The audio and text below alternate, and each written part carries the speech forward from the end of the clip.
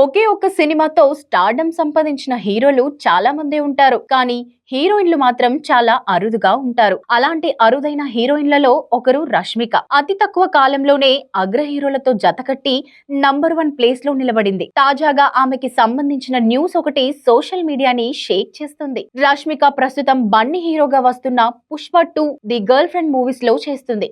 Girl friend మాత్రం తనే title role గా తెరకెక్కుతుంది. అగ్ర నిర్మాత అల్లు అరవింద్ సమర్పకుడిగా వ్యవహరిస్తుండటంతో గర్ల్ ఫ్రెండ్ పై అందరిలో భారీ అంచనాలున్నాయి. తెలుగుతో పాటు తమిళం, మలయాళ, కన్నడ, హిందీ భాషల్లో ఆ చిత్రం రూపుదిద్దుకుంటుంది. ఫస్ట్ టీజర్ ఏప్రిల్ 5న రిలీజ్ కాబోతుంది. పైగా ఆ రోజు రష్మిక పుట్టినరోజు కూడా. 5 భాషల్లో టీజర్ విడుదలవుతోంది. వాటన్నింటికీ రష్మికనే సొంతంగా డబ్బింగ్ చెప్పింది.